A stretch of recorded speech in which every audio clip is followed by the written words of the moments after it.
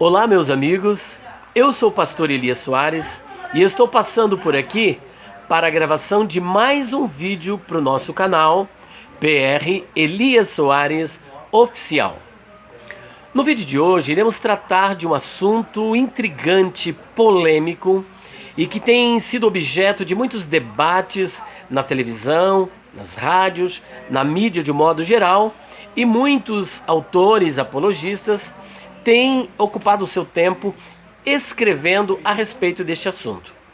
Nós vamos falar sobre o aniquilacionismo, uma teologia sentimentalista. É isso que você ouviu. Aniquilacionismo, uma teologia sentimentalista. O termo aniquilacionismo, ele exprime a ideia de que todas as pessoas que forem para o lago de fogo deixarão de existir após o cumprimento da sua pena no lago de fogo. E de acordo com os proponentes do aniquilacionismo, as pessoas serão castigadas proporcionalmente às suas obras. Uns poderão ficar dias, outros ficarão meses e outros poderão ficar durante muitos anos, e depois disso, ele pagando então a sua pena, ele será totalmente aniquilado, ele deixará de existir.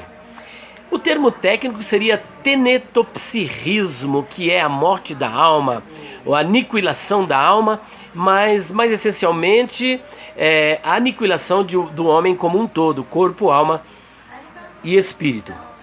Existem alguns segmentos religiosos que defendem esse posicionamento. Por exemplo, o Adventismo do Sétimo Dia, as Testemunhas de Jeová e alguns outros também que acreditam na aniquilação da alma, a aniquilação por completo do ser humano.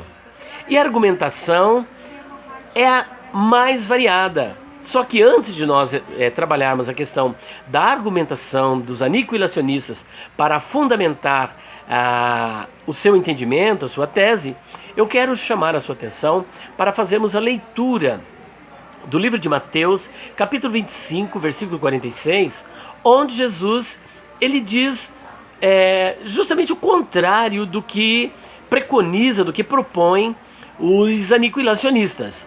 Jesus ele apresenta a ideia de que não haverá aniquilação.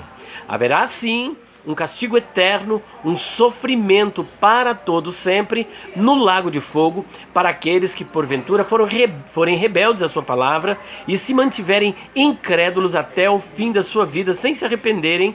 Então serão lançados no lago de fogo, que a bem da verdade não foi preparado para o ser humano, foi preparado para o diabo e os seus anjos.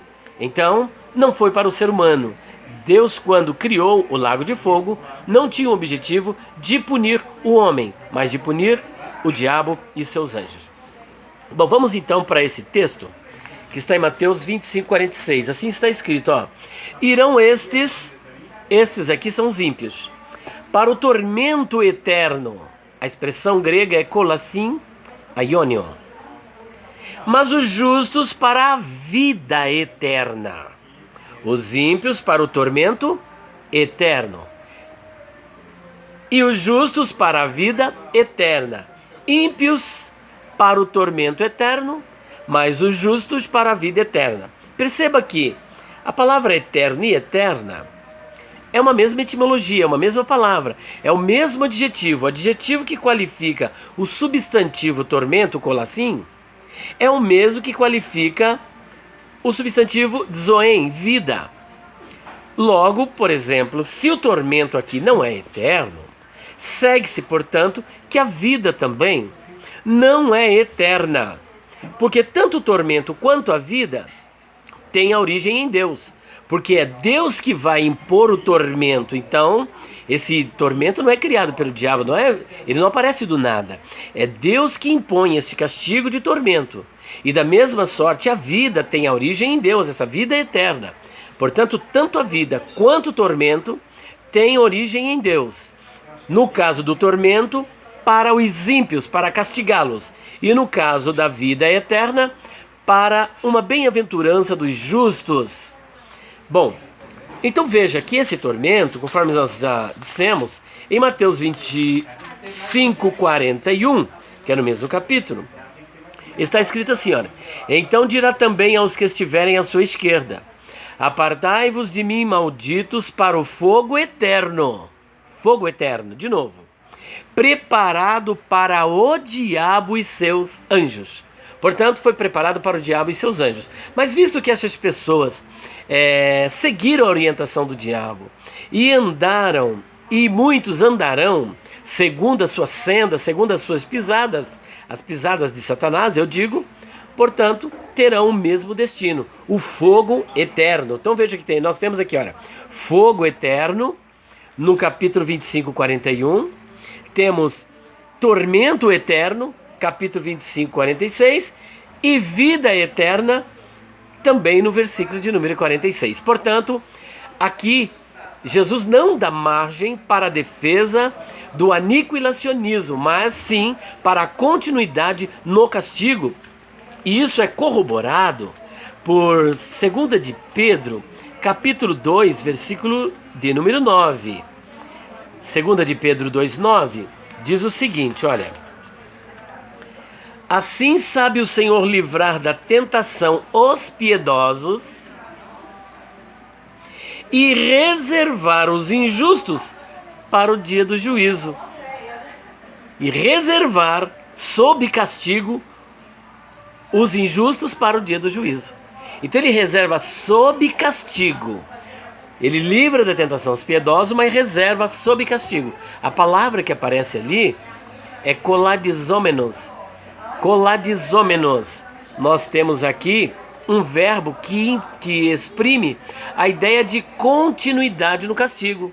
É um particípio presente, cuja ideia é a de continuidade no castigo. E veja que o mesmo verbo vai aparecer no versículo 4, falando a respeito dos anjos. Porque se Deus não perdoou aos anjos que pecaram, aqueles rebeldes da época da rebelião de Satanás, mas havendo-os lançado no inferno, os entregou às cadeias da escuridão, ficando reservados para o juízo. Então, se você fizer uma conexão do versículo 4 com o versículo de número 9, você vai perceber que a ideia é a mesma apresentada em Mateus 25, 46, como também em Apocalipse capítulo 20, versículo de número 10. E o diabo que os enganava foi lançado no lago de fogo e enxofre. Esse lago de fogo é aquele lá, fogo eterno. Foi lançado no lago de fogo e enxofre, onde já se encontram a besta e o falso profeta. Perceba que 1000 anos depois, primeiro a besta e o falso profeta irão inaugurar o lago de fogo. 1000 anos depois, Satanás será lançado. E aqui ele está dizendo que a besta e o falso profeta já estão lá. E de dia e de noite serão atormentados para todo o sempre. Ou seja, por toda a eternidade. Portanto, veja que aqui não há lugar para o aniquilacionismo e nem mesmo para uma teologia sentimentalista. E esta mesma verdade, eu não me canso de dizer-vos as mesmas coisas, como disse Paulo, ela é corroborada também no livro do profeta Daniel, capítulo 12, versículo 2. Olha o que está escrito: e muitos dos que dormem no pó da terra ressuscitarão. Isso aqui são duas ressurreições.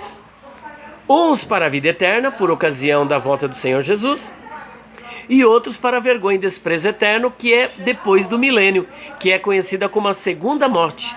Em Apocalipse capítulo 20, versículos 4 e 5. Veja só o que está escrito, em consonância com o texto de Daniel.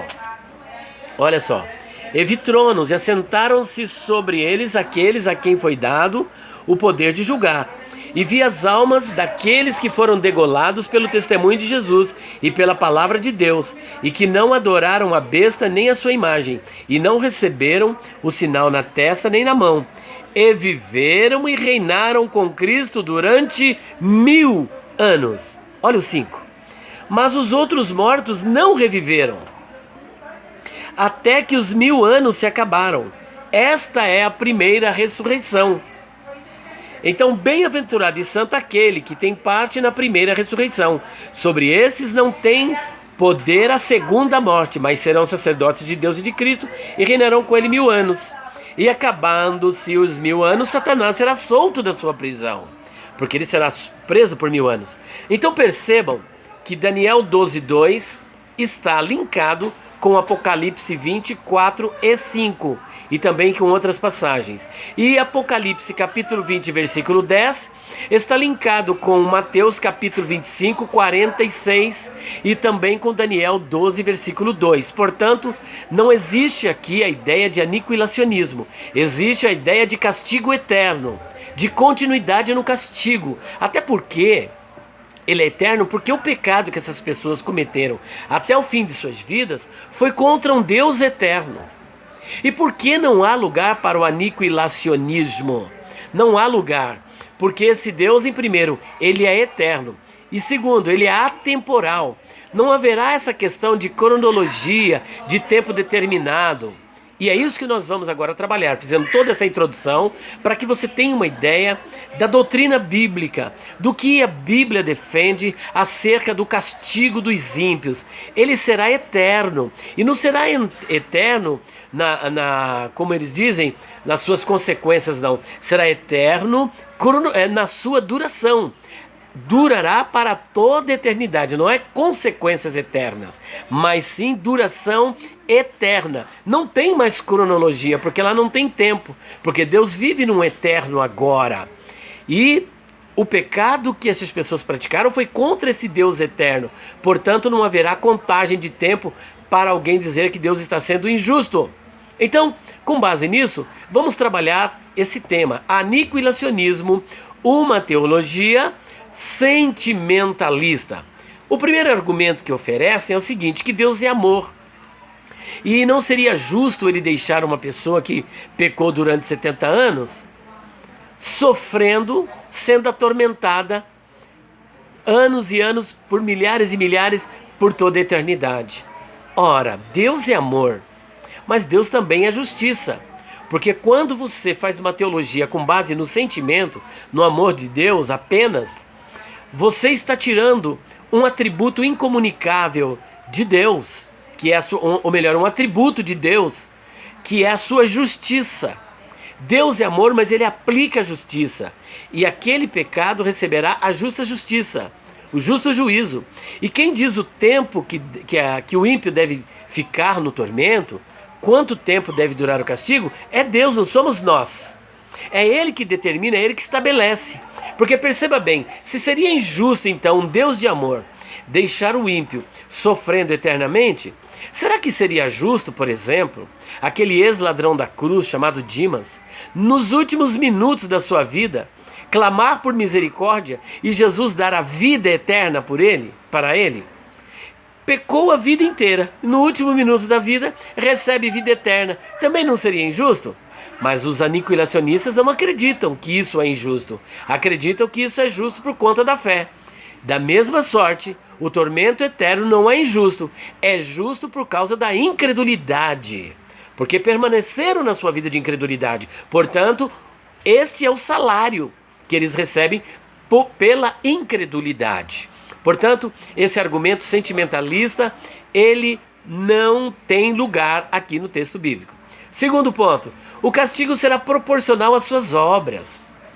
Porque Deus não está sendo correto, Deus é amoroso, ele vai dar o castigo proporcional às suas obras. Uma pessoa que pecou então 30 anos de castigo? Não. A Bíblia aponta para o fato de que o castigo será eterno. Terceiro ponto, o aniquilacionismo é o extermínio do mal e do sofrimento. Ora, para Deus, o mal não existe no sentido prático, ou seja, qual é a ameaça que o mal vai oferecer para Deus? E qual é a ameaça que o mal oferecerá para você? Depois da sua glorificação e da sua ressurreição. Você morreu, será ressuscitado com o corpo glorificado, onde o último estágio da salvação será completado, que é a glorificação, e a morte não irá mais te alcançar. Você estará livre da presença do pecado. Não terá mais a presença do pecado, o poder do mal não pode mais te alcançar, portanto o mal torna-se obsoleto. O mal só tem eficácia para quem ainda está aqui nesta vida.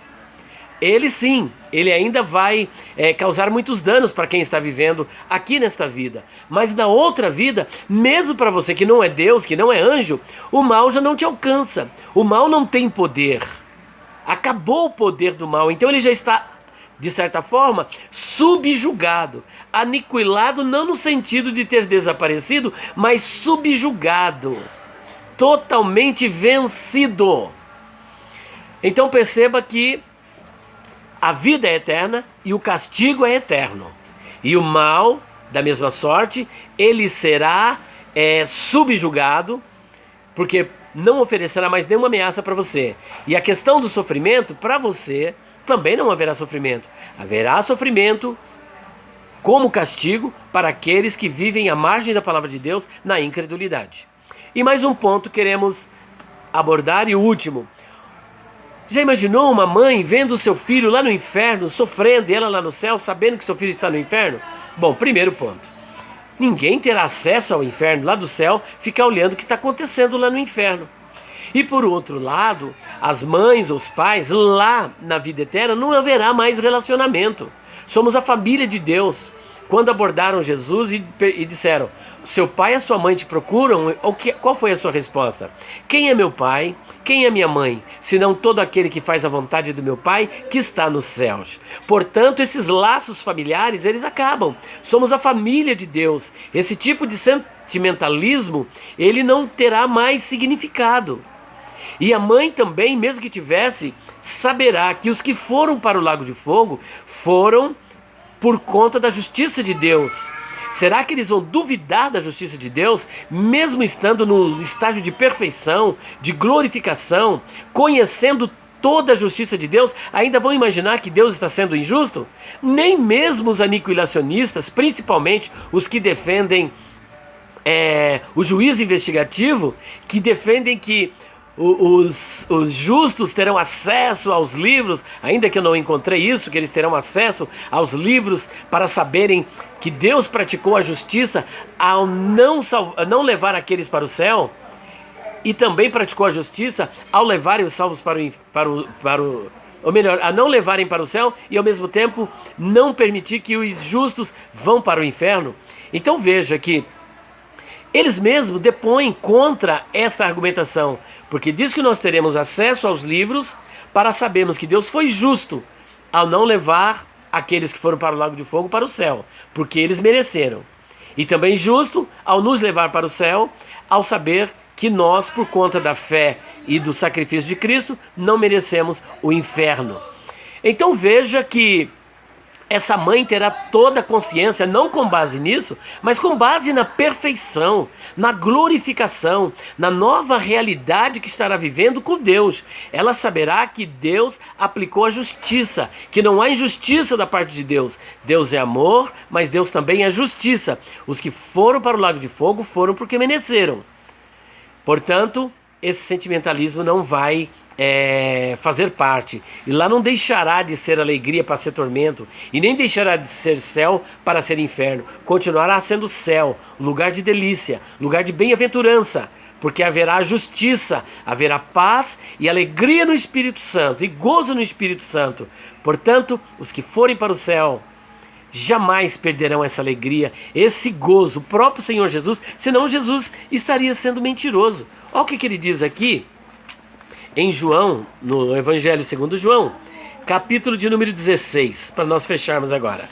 Olha só, capítulo 16, 33. Antes disso, versículo de número 20. Na verdade vos digo que vós chorastes e vos lamentareis, e o mundo se alegrará e vós estareis tristes, mas a vossa tristeza se converterá em alegria. A mulher, quando está para dar à luz, sente tristeza, porque é chegada a sua hora. Mas depois de ter dado à luz a criança, já se não lembra da aflição, pelo prazer de haver nascido um homem no mundo. Assim também vós agora, na verdade, tendes tristeza, mas outra vez vos verei, e o vosso gozo e o vosso coração se alegrará, e a vossa alegria ninguém vô-la tirará. Tá vendo? Ninguém tirará a vossa alegria, e naquele dia nada me perguntareis. Na verdade vos digo, que tudo quanto pedirdes a meu Pai em meu nome, Ele vô-lo-á de dar. Então veja que a vossa alegria, ninguém é ninguém mesmo, nem parente, ninguém vai tirar esta alegria. Portanto, aniquilacionismo, essa teologia sentimentalista, ela não tem respaldo nas Escrituras. Ela não tem base nas Escrituras. Ela é puramente sentimentalista. Deus abençoe sua vida. Se você gostou deste vídeo, compartilhe com seus amigos. Compartilhe com seus amigos, teólogos, as pessoas com quem você gosta de falar sobre Bíblia, sobre teologia. Compartilhe, deixe o seu like.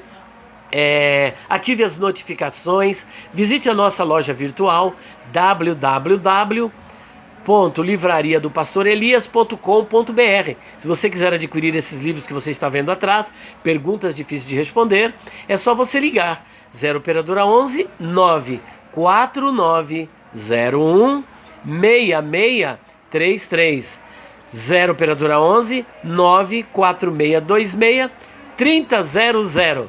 Deus abençoe a sua vida.